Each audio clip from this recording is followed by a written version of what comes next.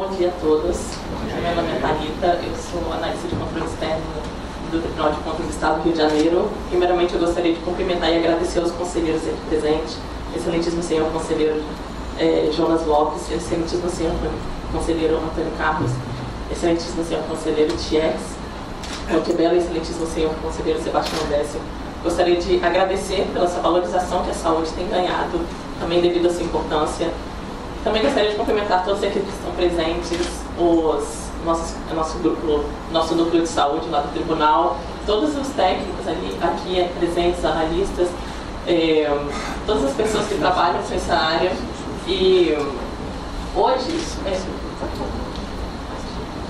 vou falar com vocês a respeito da regulação do acesso à saúde. Atualmente é um tema que está em grande debate pela gente lá no Tribunal de Contas do Estado do Rio de Janeiro, principalmente pelo Pra Saúde, que eu também vou falar um pouco a respeito dele hoje. E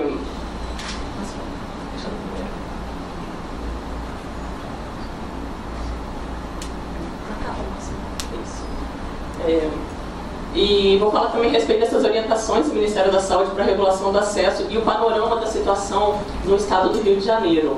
No ano passado, nós realizamos auditorias nos 91 municípios e, ao final dessa apresentação, eu vou trazer o resultado para vocês, para que nós possamos conhecer como é que está a regulação no Estado do Rio de Janeiro. Quando nós iniciamos esses trabalhos, nós também precisamos realizar uma auditoria de levantamento, porque não tinha um estudo no Estado do Rio de Janeiro que mostrasse como é que estava implantado esse complexo regulador no Estado. Então, eu vou falar um pouco a respeito disso com vocês hoje. Só que antes de começar essa apresentação mais focada na regulação, eu gostaria de falar a respeito de alguns princípios e diretrizes do SUS. Pode fazer. Nós temos, eu listei aqui alguns desses princípios. Temos os princípios doutrinários da universalidade, integralidade e equidade, e alguns princípios que são organizativos, que é para a organização desse sistema de saúde, que são descentralização, regionalização, hierarquização e controle social. Eu listei todos esses princípios, mas hoje eu não vou falar a respeito de todos esses princípios, porque eles são muitos e eu não tenho tempo suficiente. Então eu vou relacionar apenas alguns que estão mais intimamente relacionados à regulação. Todos eles são importantes. No entanto, eu só vou relacionar alguns que estão intimamente ligados à regulação. Então, primeiramente, falar a respeito do princípio da universalidade. Como nós sabemos, na Constituição Federal de 88, a saúde ela ganhou um capítulo específico, uma seção específica, que vai desde o artigo 96 ao artigo 200. E o artigo 96, ele traz esse conceito, que a saúde é um direito de todos e dever do Estado, e que ele é garantido mediante políticas sociais e econômicas que visem a redução do risco de doença e de outros agravos, e ao acesso universal e igualitário às ações e serviços para sua promoção, proteção e recuperação. Então, o que é importante nós observarmos aqui? A saúde é sim um direito de todos. O acesso ele é universal, todos, sem exceção, têm direito à saúde. No entanto, esse acesso ele é garantido mediante políticas sociais e econômicas. E uma dessas políticas é a política de regulação. Então, esse acesso ele não se dá de forma aleatória, ele é organizado. Quando nós tratamos algumas aulas que nós ministramos a respeito desse tema, algumas pessoas questionam a questão de quando o usuário ele quer ser atendido em determinado hospital e ele não pode ser atendido porque o gestor encaminhou ele para outro hospital. É importante que a gente reconheça que o acesso aqui ele não está sendo limitado, ele só está sendo organizado.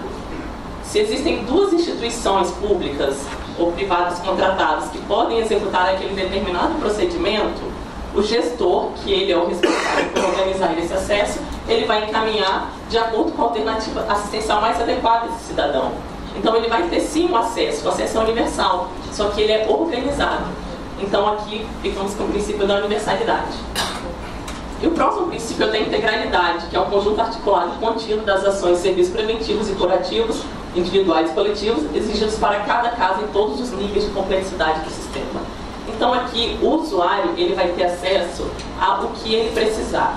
Se ele tiver o seu agravo tratado na atenção básica, ótimo. Agora, se ele precisa ser encaminhado para algum nível acima, para um nível de média ou alta complexidade, que eu vou explicar um pouco mais à frente, ele também precisa ter esse acesso, ele tem que ser visto como um todo. O que ele precisar de atendimento, ele vai ter que ter. Ele deve ter esse atendimento. O próximo princípio é o da descentralização, que é de redistribuir o poder de decisão e dividir as responsabilidades da execução das ações e serviços de saúde entre os entes federados. Então, se vocês se lembram, antes da criação do SUS, época do INAMPS, e até no início do SUS, a União ela era responsável por executar a maior parte, né, de todos os serviços de saúde. Ela editava normas, ela executava, ela controlava todo o sistema de saúde. E um dos princípios do SUS organizativos é o da descentralização, que seria isso. A União começou a passar responsabilidades e competências para os estados e para os municípios, e cada um, dentro desse sistema, tem um dever a cumprir. E um dos principais deveres do município é de executar serviços de saúde. Então, isso é uma descentralização político-administrativa, com ênfase na descentralização do serviço para os municípios. Também temos o princípio da direção única em cada esfera de governo. O que seria isso? Cada ente tem um gestor. Nós temos no município a Secretaria Municipal de Saúde. O gestor é o secretário de saúde. Ele responde por todas as ações de saúde daquele território. Nós temos, em nível estadual, a Secretaria de Estado de Saúde. E também temos apenas um gestor, que é o que responde por tudo que ocorre na saúde em âmbito estadual. E temos, em âmbito federal, o Ministro da Saúde, que responde pela União na Saúde. Então, eu vou falar também à frente sobre a regionalização e a hierarquização da rede de serviços. Então, a respeito da regionalização, eu gostaria de explicar para vocês um pouco como é que está formado, como é que deve ser desenhado o sistema de saúde no SUS. Então, as regiões de saúde são espaços geográficos contínuos, constituídos por municípios limítrofes. Eles são municípios agrupados que devem possuir identidades culturais, econômicas e sociais. Por que isso é importante? O gestor local e o gestor estadual têm que conhecer aquela população específica. Nós temos no Brasil muitas diferenças. Nós temos áreas de populações quilombolas, nós temos áreas de populações indígenas, nós temos áreas de imigrantes de determinados países. Então, é importante que tenha algumas identidades culturais, econômicas e sociais até para facilitar esse acesso. E também esses municípios têm que estar conectados por redes de comunicação e infraestrutura de transportes compartilhados. Por que isso é importante também? Cada região de saúde ela tem a obrigação de ter determinados serviços, de acordo com o decreto 7.508 de 2011. Então, ele é obrigado a ter, por exemplo, atenção básica. Já deveria ter, porque é uma responsabilidade dos municípios. Mas ele também tem que ter alguns serviços de média complexidade especializados, de alta complexidade. Ele deve possuir ações de vigilância e saúde. Então, alguns serviços são obrigados por regiões, são obrigatórios existirem por região. Logicamente, muitos serviços, como altamente especializados, só vai ter na capital do estado e, às vezes, só no centro de referência no país. Mas cada região ela deve ter, pelo menos, a maior parte dos serviços para que aqueles munícipes eles não precisam viajar longa distância para acessar os serviços. Então, essas regiões de saúde têm o objetivo de integrar a organização, o planejamento e a execução dessas ações de saúde. Então, aqui é o nosso mapa do estado do Rio de Janeiro. Essas aqui são as regiões de saúde, elas não se confundem com as regiões administrativas, embora seja um pouco parecido. As regiões de saúde são separadas de acordo com aqueles critérios que eu informei anteriormente, de ter aspectos semelhantes. Então, ele é composto por 9 regiões de saúde. Temos a região noroeste, que está em laranja, e a região norte. Temos aqui abaixo, em amarelo quase branco, a Baixada Litorânea, a Serrana em rosa. Temos a região metropolitana 2 em verde e a metropolitana 1 em roxo. Temos a Centro-Sul em cinza, a região do Médio Paraíba em laranja claro e a Baía da Ilha Grande em amarelo. Podemos observar que as regiões têm tamanhos completamente diferentes. Enquanto a Baía da Ilha Grande tem 3 municípios, a região noroeste é composta por 14 municípios.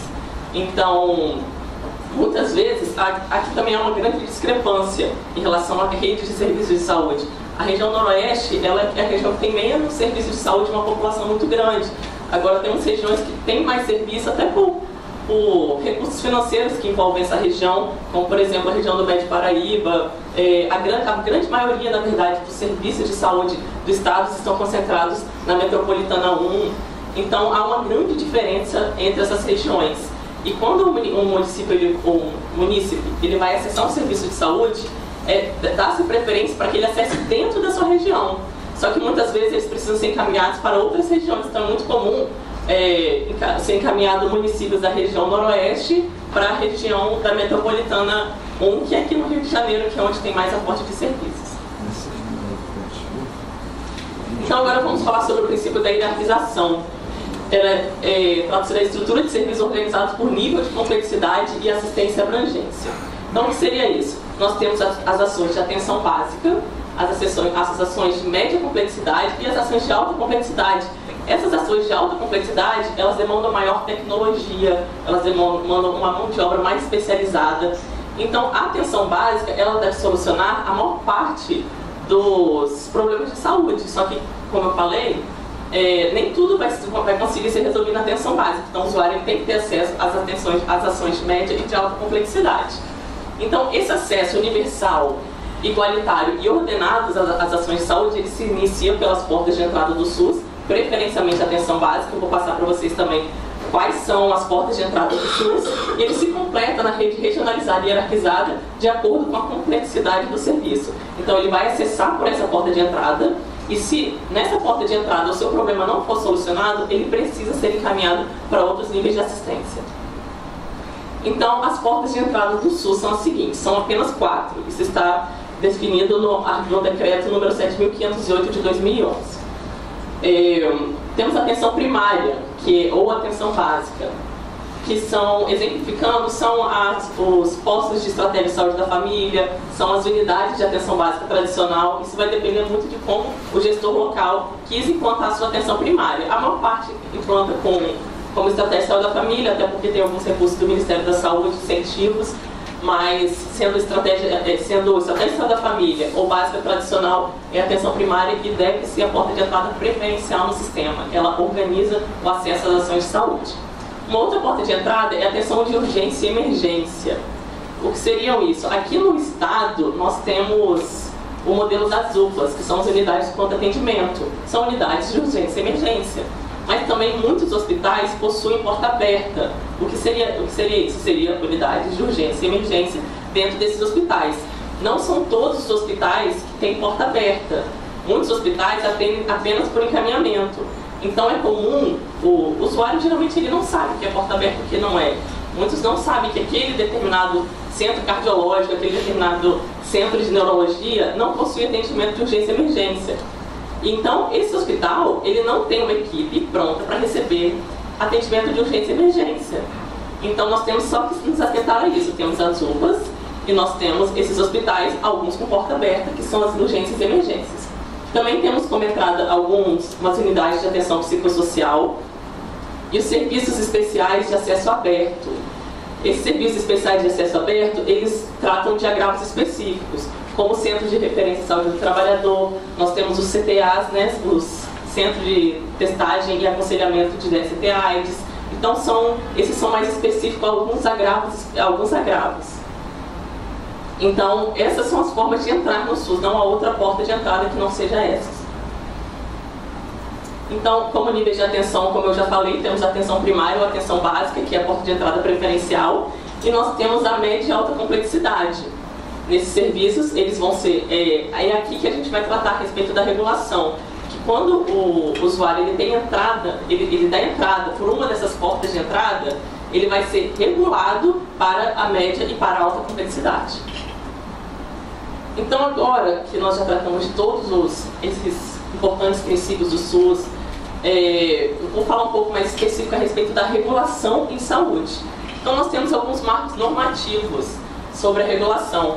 O primeiro deles é a Constituição Federal de 1988, como eu já falei, essa ordem é uma seção específica, que vai desde o artigo 96 até o artigo 200. E na Constituição, ele não fala exatamente do termo regulação, mas ele fala a respeito da organização da rede e da hierarquização. Então, surgiu a lei número 8080, que é a Lei Orgânica da Saúde, a lei mais importante da saúde, a gente pode dizer assim. E nos artigos das atribuições, das competências e responsabilidades de cada ente, ele também traz a respeito das responsabilidades de cada ente e ele traz a respeito da regulação. Mas aqui não se fala ainda no termo regulação, aqui estava muito precoce. Então, em 2006 foi editado o Pacto pela Saúde, que é a portaria número 399. Essa portaria, esse Pacto pela Saúde, ele era dividido em 3 componentes. Um deles era o Pacto pela Vida, o segundo era o Pacto em Defesa do SUS e o outro era o Pacto de Gestão. E dentro do Pacto de Gestão tem uma diretriz só sobre regulação. E aqui ele estava sendo bem específico a respeito de regulação. Então, em 2011, foi editado o decreto número 7.508. Esse decreto, ele é fruto de muita luta social. Ele vem regulamentando a Lei 8080. Então, ele demorou 21 anos para surgir, para regulamentar essa Lei 8080. Então, na saúde, é uma das principais legislações que quem trabalha nessa área sempre tem que consultar. E no artigo 13 desse decreto, ele traz a respeito da regulação, que é para assegurar ao usuário acesso universal, igualitário e ordenado às ações de serviço de saúde, coberá cada ente federativo. Os entes federativos têm que ofertar regionalmente as ações de serviço de saúde, tem que monitorar o acesso às ações ao serviço de saúde, garantir a transparência. Então, ele tem que organizar a rede. Então, esses aqui são alguns marcos normativos a respeito da regulação do acesso à saúde. Então, em 2008, foi editada a portaria número 1559, que ela trata da Política Nacional de Regulação do SUS. Essa Política Nacional de Regulação do SUS é a que norteou as nossas auditorias. Ela tem obrigatoriedade de ser implantada em todos os entes federativos, ela não é opcional. Então, todos os entes federativos, as 3 esferas, precisam implementar essa política. Ela traz as responsabilidades de cada ente e ela traz também os conceitos que envolvem a regulação. No artigo 2º dessa portaria, ele vem explicando, ele mostra que a regulação está organizada em 3 dimensões de atuação. Todas têm que estar integradas. Temos a primeira dimensão, que é a regulação de sistemas de saúde. Seria essa regulação de sistemas de saúde? Ela, nesse momento, é onde vai ser desenhado o sistema. Aqui vão ser editadas as normas, as portarias, a auditoria assistencial também entra aqui, a regulação da saúde suplementar também. Então, aqui é um nível muito macro. É aqui que vai ser definida as políticas e as diretrizes e as normas que vão envolver esse sistema. Em seguida, dentro dessa regulação, temos a regulação da atenção à saúde. Na regulação da atenção à saúde é onde vai ser desenhado o sistema de saúde, onde vai ser constituído a estrutura. O que está envolvido aqui? As contratações dos serviços de saúde, a programação pactual integrada, como é que vai ser desenhado o sistema, a construção de unidades, a ampliação da oferta, o planejamento, tudo isso para se ter o sistema de saúde, como o sistema de saúde ele vai ser composto. Tudo isso vai estar aqui na regulação da atenção à saúde. É como se fosse construir a rede. Em seguida, temos a regulação do acesso à assistência. É sobre a regulação do acesso à assistência que eu vou tratar hoje aqui com vocês. Que é ofertar a alternativa assistencial mais adequada para o cidadão. Eu vou explicar um pouco melhor sobre essa regulação do acesso, que é o nosso tema. Então, no artigo 5º, é dito que a regulação do acesso à assistência é efetivada pela disponibilização da alternativa assistencial mais adequada à necessidade do cidadão, por meio de atendimentos de urgências, consultas, leitos e outros que fizerem necessários. Não é a alternativa assistencial mais adequada à necessidade do cidadão. Não é uma escolha do cidadão, não é uma escolha do gestor sem critérios.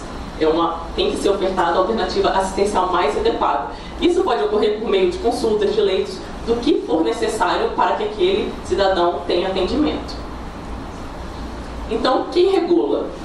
Essa é uma pergunta assim, que sempre surge quando nós trabalhamos com isso. Quem é responsável por regular e quem acaba regulando também? Então, primeiramente, nós temos a gestão, o gestor, o secretário de saúde. Ele é o responsável, por lei, por regular as ações. Ele tem que conhecer a sua rede para saber para onde ele vai encaminhar os seus usuários. Ele tem que conhecer as características da sua população e conhecer também se ele tem fila de espera, qual serviço que ele tem que ampliar, qual serviço que ele tem que contratar. Tudo isso fica a cargo da gestão. No entanto, apesar do gestor ele ser o responsável por regular, nós temos outras pessoas regulando também, como por exemplo um profissional de saúde. É muito comum em alguns municípios, e nós observamos isso, os laboratórios que realizam a marcação, não é o gestor.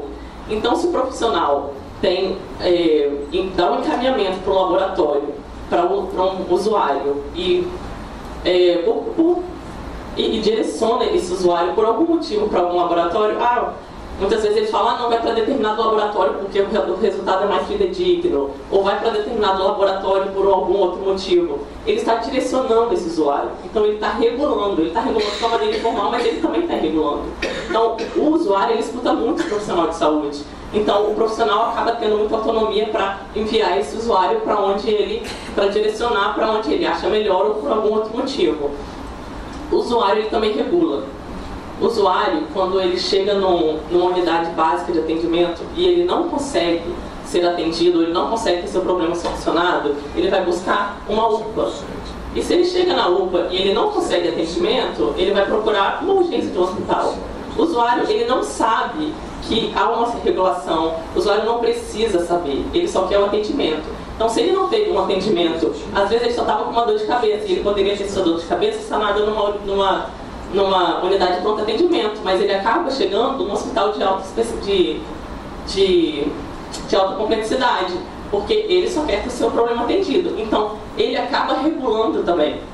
Nós temos também o poder judiciário, como nós podemos observar, cada dia mais é crescente o número de demandas judiciais. E as demandas judiciais, elas ocorrem de diversas formas. Muitas vezes o usuário realmente precisa daquele serviço, ele não consegue acesso e ele procura o judiciário para ter seu problema atendido. E outras vezes também, esse usuário está numa fila de espera que está sendo organizada e ele procura o judiciário e muitas vezes ele consegue passar à frente de outras pessoas que estão com um risco maior. Então o Poder Judiciário acaba regulando quando ele expede ele participa quando o usuário busca. E também temos o Poder Legislativo.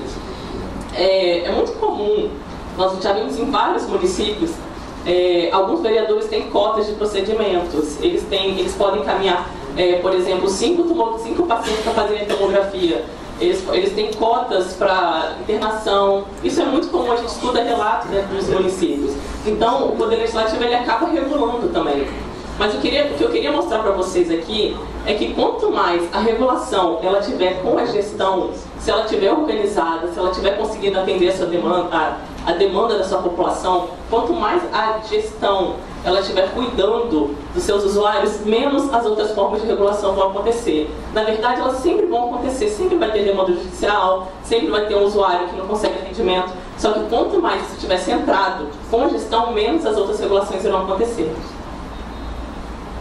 Então, agora falar um pouco com vocês a respeito do complexo regulador. O que seria esse complexo regulador? É uma estrutura que operacionaliza as ações de regulação do acesso, podendo ter abrangência e estruturas pactuadas entre os gestores. Então, nós temos os complexos reguladores estaduais, os complexos reguladores estaduais, os complexos reguladores regionais e os complexos reguladores municipais. Estadual, regional e municipal. Aqui no Rio de Janeiro nós temos os 3.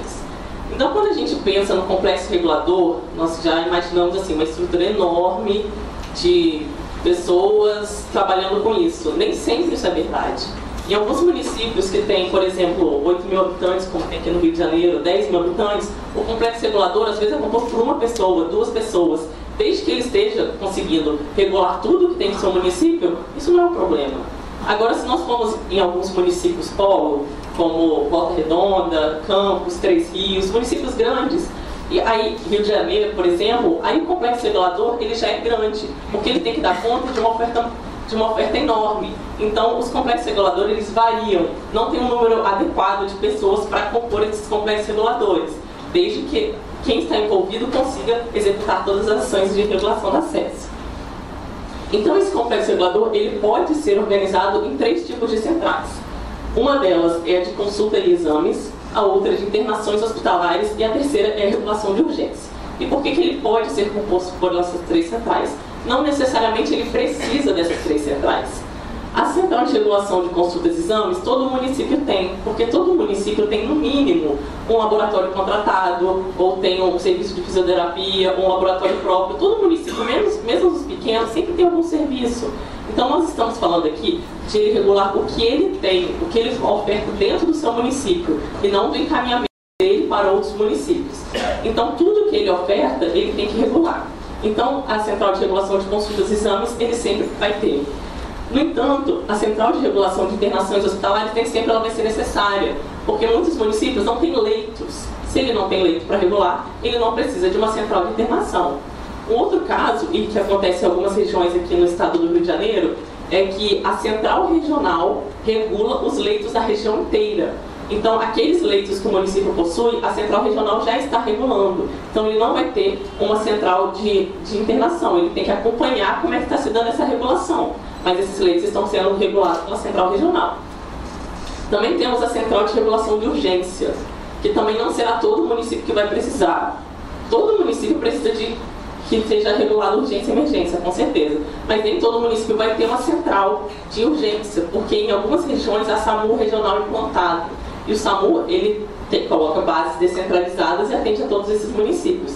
No entanto, os municípios que não possuem central de SAMU, central regional de SAMU, eles precisam ter uma regulação de urgência. Então, como já foi dito, em abril de 2015, nós assinamos, o Tribunal de Contas do Estado do Rio de Janeiro, junto com a Rede de Controle, assinou o Pacto pela Regulação do Acesso ao Serviço de Saúde. Então, aqui estão narrados todos os órgãos que participaram desse pacto. Trata-se de um acordo de cooperação técnica que foi firmado entre esses órgãos de controle para favorecer o aprimoramento da regulação do acesso no Estado do Rio de Janeiro. Então, o que deve ser feito? Cada órgão ele vai ter que desempenhar algumas ações de acordo com as suas competências.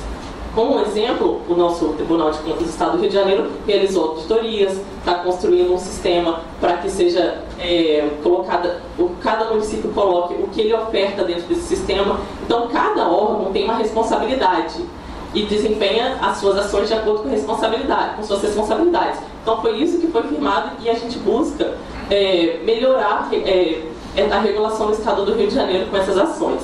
Então, eu vou falar com vocês agora um pouco a respeito das nossas auditorias, que foi uma das ações dentro do Pra Saúde que nós executamos em 2015.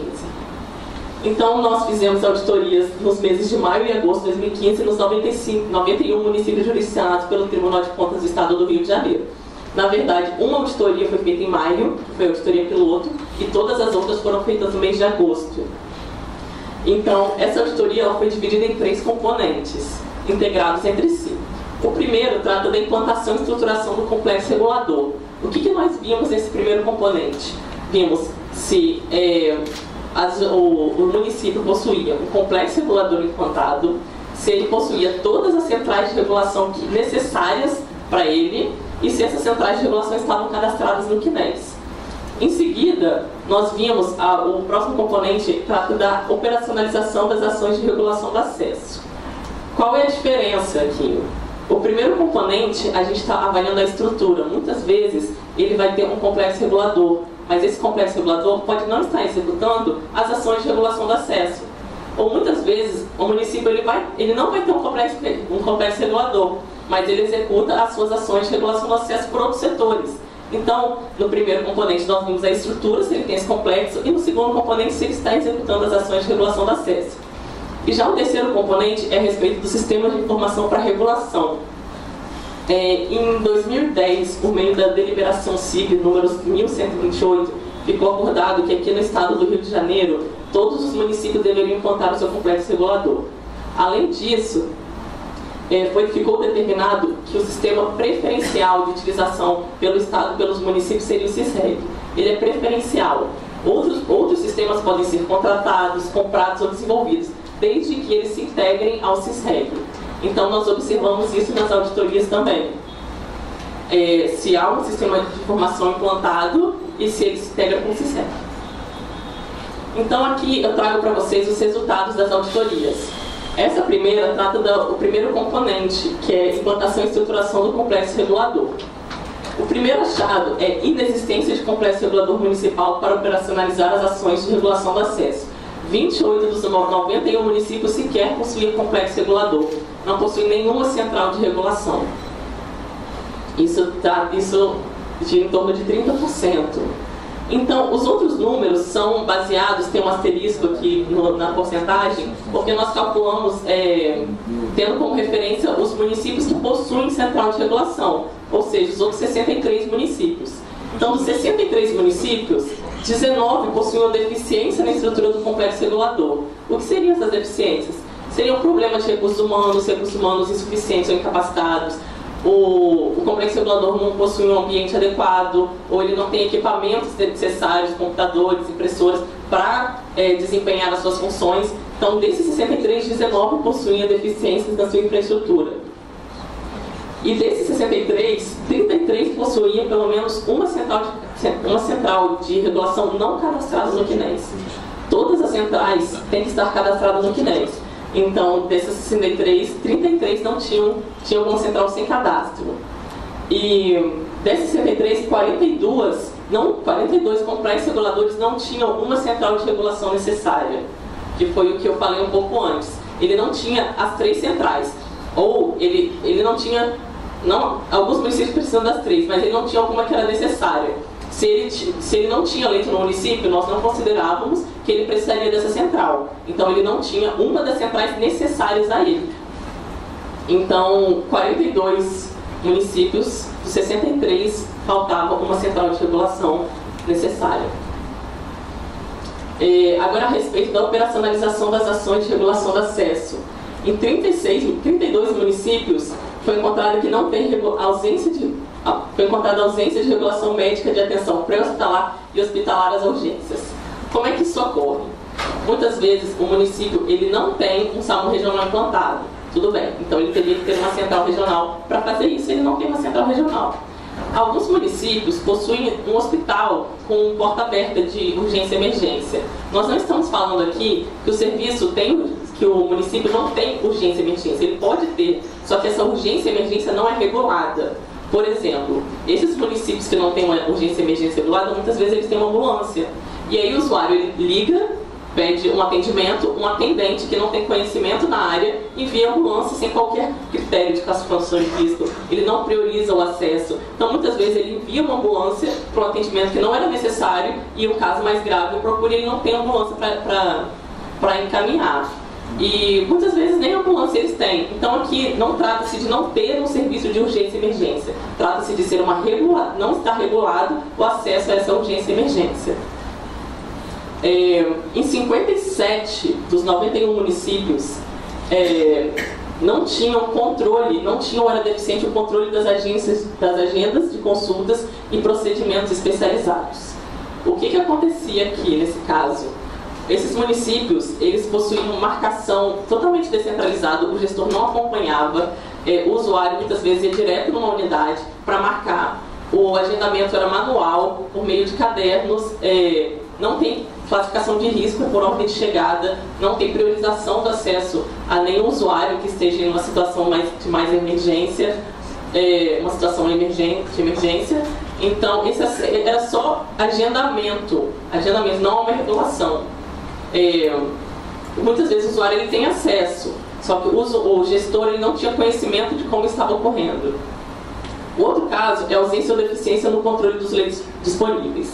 É muito comum nesses municípios também o próprio hospital se regular.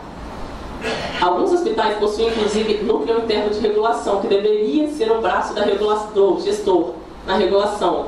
Só que não, o hospital ele se regula. Então ele atende e ao final do mês ele informa o número de atendimentos para o gestor. O gestor não tem noção, não tem conhecimento de quem está ocupando o seu leito, a rotatividade desse leito, quais são as priorizações, não tem conhecimento nenhum. O próprio hospital se regula, inclusive os hospitais contratados. Os hospitais contratados eles estão com total liberdade para colocar naqueles leitos quem eles quiserem, porque o gestor não tem conhecimento de como está ocorrendo. A regulação ela é do gestor, ela não é da unidade. Então, é o caso que foi encontrado em 57 desses municípios.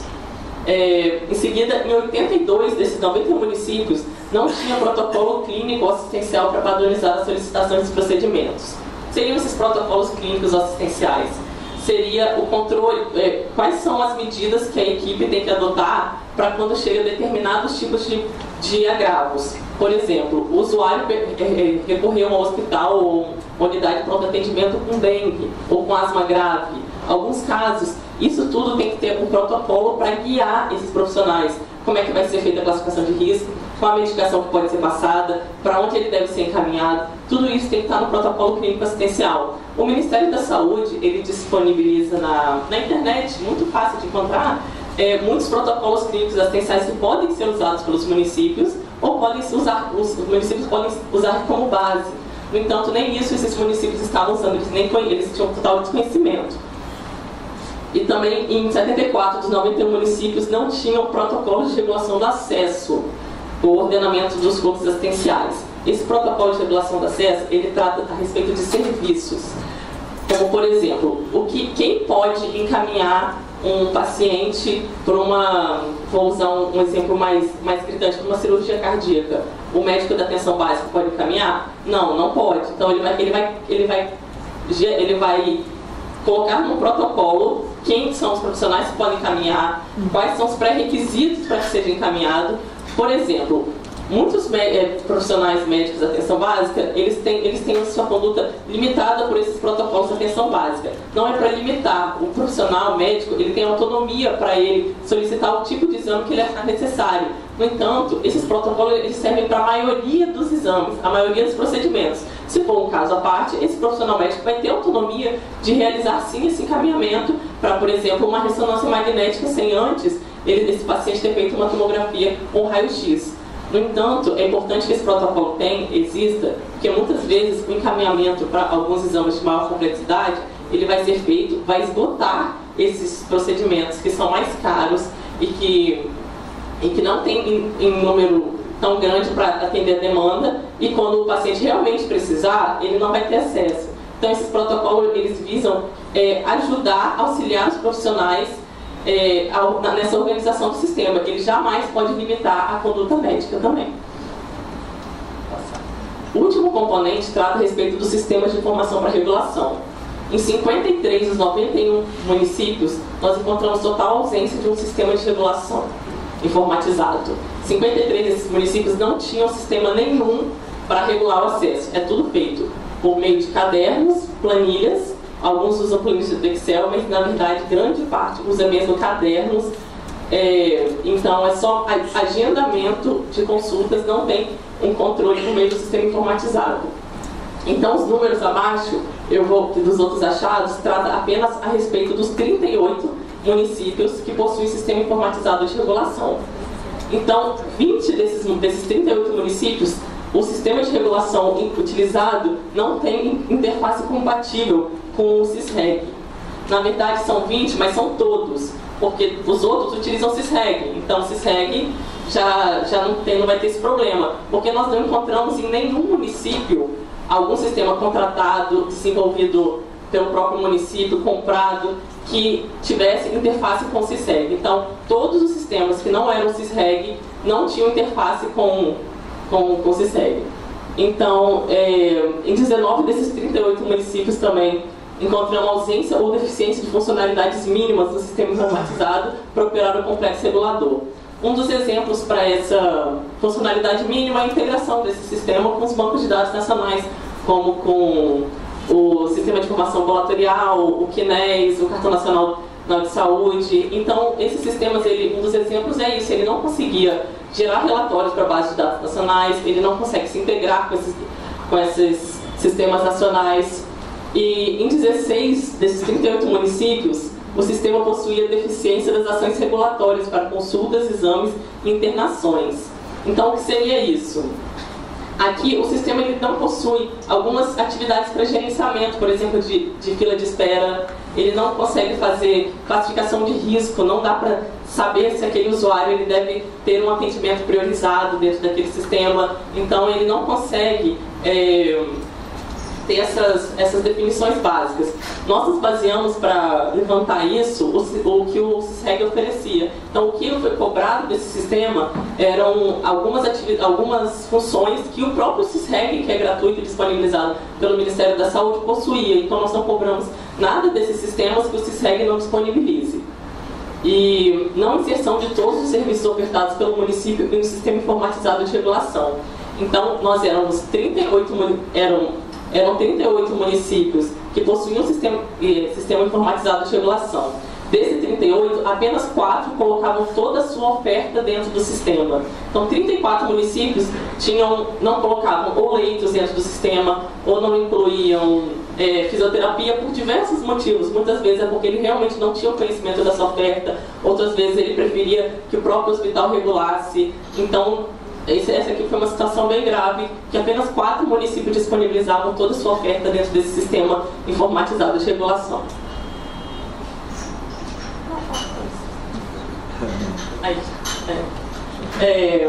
E antes de fazer a nossa auditoria, essas inspeções em 91 municípios, como eu falei, nós fizemos um levantamento na Superintendência Estadual de Regulação, na Central Estadual de Regulação, em 4 centrais regionais de regulação, em 5 centrais municipais de regulação. Nós buscamos centrais bem diferentes, né? Municípios bem diferentes, para a gente conhecer realidades opostas. E por questionário eletrônico nós auditamos também 91 centrais municipais de regulação. Nós fizemos isso para conhecer como que estava sendo estruturado esse complexo regulador no estado do Rio de Janeiro, para a gente já chegar nessas auditorias tendo uma noção melhor, para não tentar buscar coisas irreais.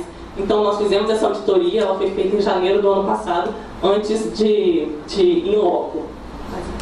Então, nessa auditoria de levantamento e também em outras auditorias que nós já fizemos em contratação de serviços de saúde e em outras áreas da Secretaria de Saúde, nós levantamos alguns problemas bem comuns no complexo regulador no estado do Rio de Janeiro. São muitos, mas eu só relacionei alguns dos mais básicos que foram encontrados.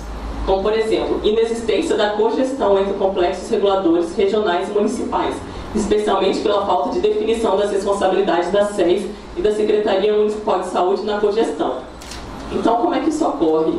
Nos municípios que têm uma central regional de regulação, nós temos central regional de regulação aqui no Rio de Janeiro, nós temos em Volta Redonda, nós temos em Campos, em Cabo Frio, tem alguns municípios, geralmente esses municípios maiores, que têm uma central regional de regulação implantada. Só que essa central regional, ela em nada se conecta com a central municipal. Muitas vezes ela até usa uma sala dentro da Secretaria Municipal de Saúde, mas ela não se conecta, não tem interação nenhuma da central regional com a central municipal. É como se fossem coisas completamente distintas, não há uma cogestão. Baixa efetividade das ações das centrais de regulação regional. Nós observamos que cada central regional trabalha tem um modus operandi totalmente distinto da outra. Depende de quem está gerindo essa central regional. Então nós temos centrais regionais que são um pouco mais ativas, como por exemplo, algumas que regulam os leitos de toda uma região, e nós temos centrais regionais que praticamente não fazem nenhuma atividade de regulação, que elas só estão ali para autorizar algum procedimento para ir para a Secretaria Estadual de Saúde. Então, cada central trabalha de um jeito diferente de acordo com quem está gerindo. E ausência de política de regulação estadual, sendo o Estado ordenador do sistema de regulação. Todos os municípios acabam falando conosco a respeito. Que não há aqui no estado do Rio de Janeiro uma política estadual de regulação. O Estado, ele deveria traçar as diretrizes para que os municípios e ele mesmo pudesse saber quais são as responsabilidades de cada um. Então, muitas responsabilidades, os municípios têm dúvidas se eles que devem desempenhar, se a central estadual deve desempenhar ou se a central regional deve desempenhar. Um problema comum que nós encontramos foi em relação aos leitos. Em algumas regiões, a central regional ela regula os leitos. Em outras regiões, foi acordado que a central regional ia regular esses leitos, no entanto não estava regulando. Então ninguém estava regulando, porque ficou acordado que a central regional ia regular, o município falou, tudo bem, eles vão regular, e também não estava regulando. Então estavam sendo leitos que estavam tendo acesso apenas por demanda espontânea. E aqui no estado também, a Secretaria Estadual de Saúde, ela regula alguns procedimentos. Geralmente alguns procedimentos de maior complexidade ou que possuem muitas demandas judiciais, mas não tem uma lógica que são quais exatamente. Ele seleciona alguns procedimentos, mas não é definido por que ele separou isso. Isso não está escrito em nenhuma política estadual de regulação. Então, é uma grande queixa dos municípios que isso fosse traçado, para que cada um soubesse exatamente qual é a sua responsabilidade nesse sistema. Baixa oferta de procedimentos de média e alta complexidade. Essa é uma realidade, nós não podemos negar que aqui no Rio de Janeiro ainda a oferta ela é abaixo da demanda, ainda em muitos lugares há filas de espera, em outros lugares não há fila nenhuma de espera, porque não há lista da fila de espera. Tem municípios que ocorrem que fazem regulação como era antigamente, que na verdade não é uma regulação. Os munícipes acordam às 5 da manhã, fazem uma fila, esperam a secretaria abrir e vão agendar os procedimentos. Quando enche a agenda, eles vão embora para casa porque não conseguiram atendimento. Aí se a gente pergunta para o município, tem fila de espera? Não, não tem fila de espera, porque ele não tem esse registro. Então é uma demanda reprimida que não está sendo descrita em lugar nenhum. Então, quando o sistema de regulação ele é organizado, essa demanda aparece. E é mais fácil ser planejado esse sistema para que tenha um conhecimento sobre realmente o que o município precisa ampliar, o que ele precisa contratar. Isso tudo tem que ser feito. E também descumprimento das pactuações existentes. Aqui no estado do Rio de Janeiro nós temos a PPI, que é a Programação Pactuada Integrada. Muitos municípios pequenos, principalmente, eles reclamam porque não conseguem acesso ao que está pactuado. No entanto, não é porque o município, que é o executor, não está querendo atender. Muitas vezes o que foi pactuado ele não tem capacidade instalada para ofertar. Então não é essa questão que o município ele simplesmente não quer atender. Muitas vezes ele teve que assumir um compromisso de atender uma demanda que ele não tem capacidade. Então, quando a regulação ela fica bem organizada, isso tudo aparece. Quais são as regiões que têm uma demanda maior de determinados procedimentos? Aí as secretarias municipais, a Secretaria Estadual de Saúde também podem agir de uma maneira melhor. E aqui no estado do Rio de Janeiro, como eu falei, as regiões elas são muito discrepantes. Então é importante observar onde é que deve ser construído, por exemplo, um hospital regional. Nós temos regiões que têm uma oferta muito pequena de serviços em relação à população. Então tem que ser buscada equidade entre as regiões também. Eu gostaria de agradecer, espero que tenha sido importante essa questão que eu falei, porque nós estamos trabalhando muito para tentar melhorar a regulação aqui no estado do Rio de Janeiro. Nós temos lá no Tribunal de Contas do Rio de Janeiro, do estado do Rio de Janeiro, um núcleo de saúde que é com pessoas especialistas em saúde pública. Eu tenho aqui presente a Renata, a Josiane e a Aline, que trabalham, tem também a Mariana, temos o Marco Aurélio Sérgio, que nós trabalhamos muito na saúde. Então qualquer contato que vocês queiram fazer conosco, nós temos um e-mail que é o saude@tce.rj.gov.br. Podem escrever, todos nós temos acesso e a gente vai responder prontamente de acordo com as nossas competências. Gostaria de agradecer também ao IRB por esse evento, e é um prazer estar aqui expondo os resultados das nossas auditorias que nós planejamos com tanto cuidado, visando uma saúde melhor no estado do Rio de Janeiro. Obrigada.